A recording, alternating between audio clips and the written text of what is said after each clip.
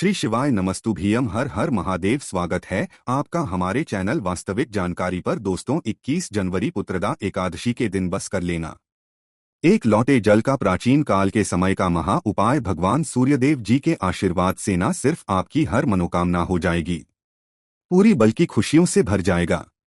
आपका घर पूरे साल आपके ऊपर होगी, धन की होगी बन जाओगे, आप करोड़पति। दोस्तों, आपकी जानकारी के लिए बता दें, 21 जनवरी 2000 को पुत्रदा एकादशी का पावन पर्व पड़ने जा रहा है।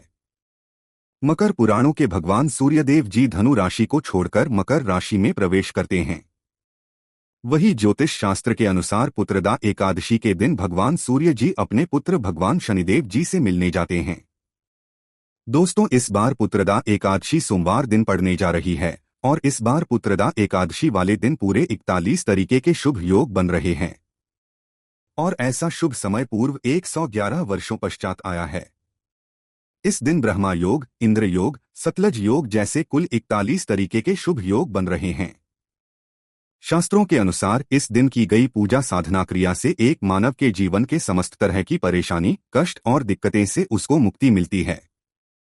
पुत्रदा एकादशी का दिन भगवान और भगवान शनि देव जी का आशीर्वाद हासिल करने का सबसे उत्तम दिन समझा जाता है। और दोस्तों, क्योंकि इस बार पुत्रदा एकादशी सोमवार के दिन पड़ रही है, तो इसका मतलब है कि इस दिन भगवान भोलेनाथ जागृत अवस्था में होंगे। क्योंकि सोमवार के दिन भगवान भोलेनाथ की अगर पूजा पाठ की जाए तो एक मानव को उसके जीवन में तुरंत ही भगवान शिव जी का आशीर्वाद मिल जाता है।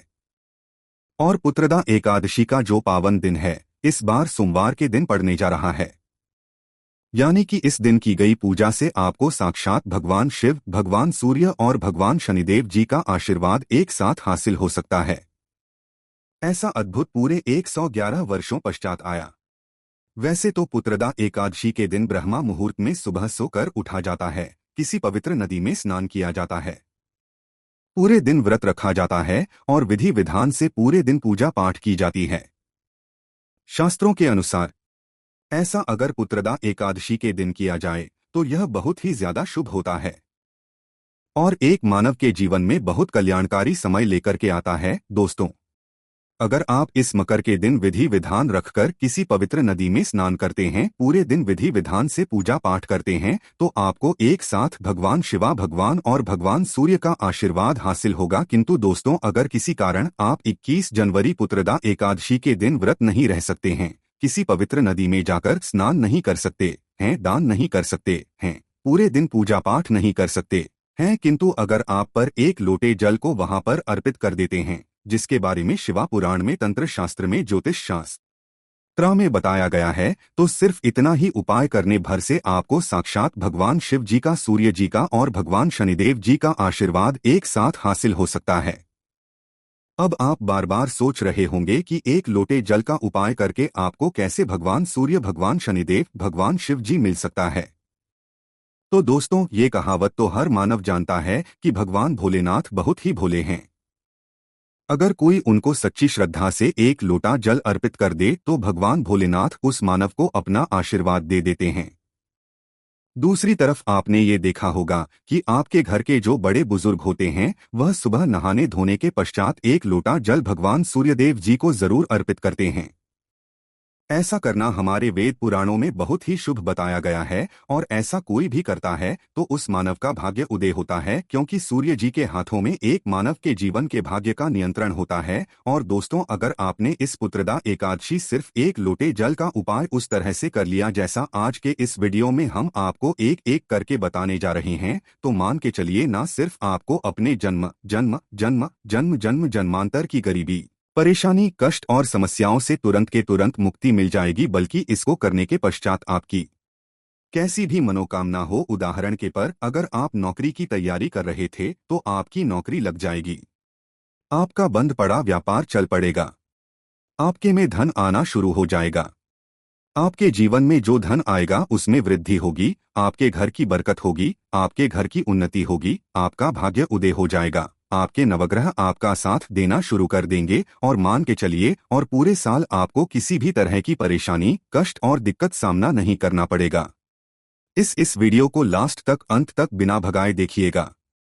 क्योंकि पुत्रदा एकादशी का दिन आपके पास एक बहुत ही अच्छा और सुनहरा मौका है, जब एक साथ आप भगवान शनिदेव, भगवान सूर्यदेव और भगवान शिव जी का आशीर्वाद हासिल कर सकते हैं। इसीलिए दोस्तों, इस वीडियो को अंत तक बिना भगाए देखिएगा। और अगर आप चाहते हैं भगवान सूर्यदेव, भगवान शनिदेव और भगवान शिव जी का आशीर्वाद सदैव आप पर बना, आप जीवन में बहुत उन्नति करें और साल 2024 में इनके आशीर्वाद से आप ये करोड़पति बन जाएं, तो दोस्तों, पूरी सच्ची श्रद्धा और पूरे विश्वास के साथ इस वीडियो को लाइक कर दीजिए और कमेंट बॉक्स में तुरंत लिख दीजिए, जय शनिदेव जी की जय, सूर्यदेव जी की जय, ओम नमः शिवाय, हर हर महादेव। और इस वीडियो को जितने लोगों तक पहुंचा सकते हैं उतने लोगों तक पहुंचा दीजिए, ताकि लोगों का भला हो सके।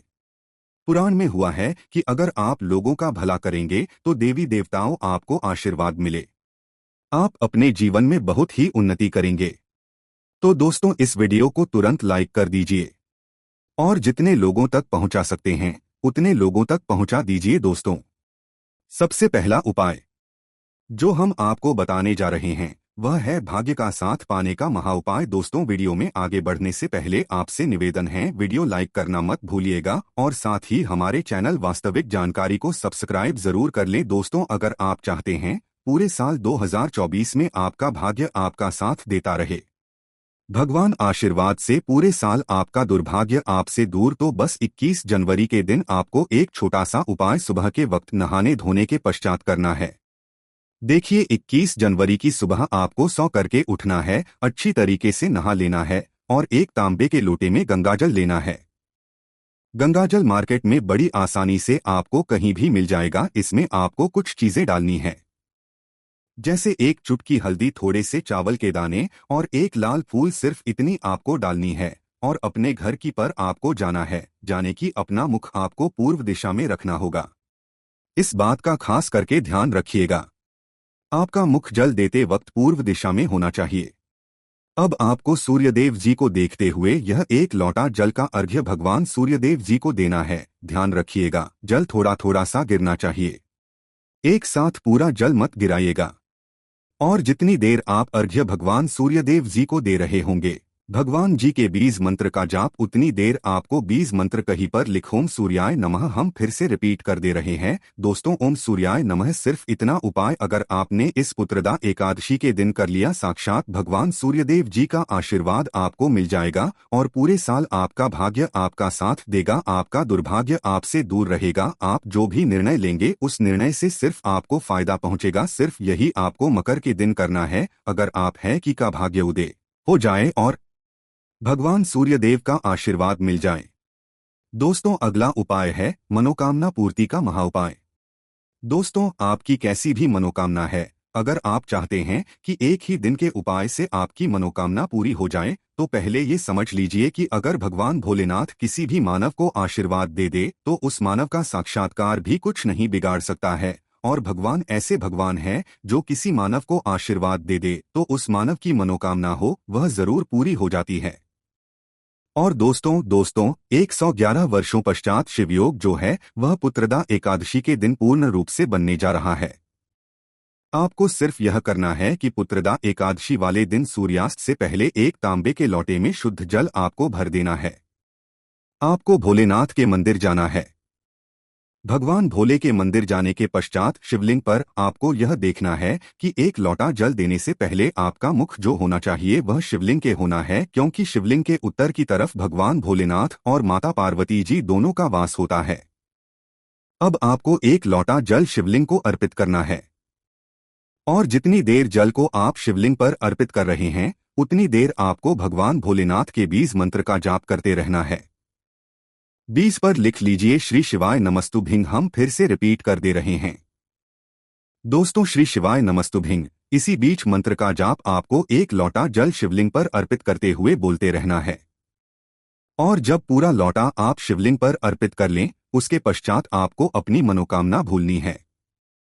इतना उपाय अगर आपने इस पुत्रदा एकादशी के दिन कर लिया तो मान के चलिए भगवान भोलेनाथ का आशीर्वाद आपको मिलेगा और आपकी कैसी भी होगी वह एक ही दिन के उपाय से पूरी हो जाएगी। वीडियो में आगे बढ़ने से पहले आपसे निवेदन था, वीडियो लाइक करना मत भूलिएगा। अगला उपाय जो हम आपको बताने जा रहे हैं वह है शनिदेव जी का हासिल करने का महाउपाय। दोस्तों, मान लीजिए आपके ऊपर शनि दोष है, मंगल दोष है या किसी भी तरह का दोष है, आपके नवग्रह आपका साथ नहीं देते, आप छोटे छोटे काम करते हैं, उसमें बड़ी दिक्कतें आती हैं, तो समझ जाइए दोस्त तो कि शनि देव जी आपसे नाराज हैं। और अगर आप चाहते हैं कि एक ही दिन के उपाय से भगवान शनि देव जी का आशीर्वाद आपको मिल जाए, तो सिर्फ आपको यह करना है कि इस पुत्र का एकादशी के दिन आपको एक लोटा शुद्ध जल लेना है, लोटा तांबे का होना, और घर के पास भी कड़ी के पेड़ के पास आपको जाना है, क्योंकि जो कड़ी का पेड़ होता है उसमें भगवान शनि देव जी का वास होता है।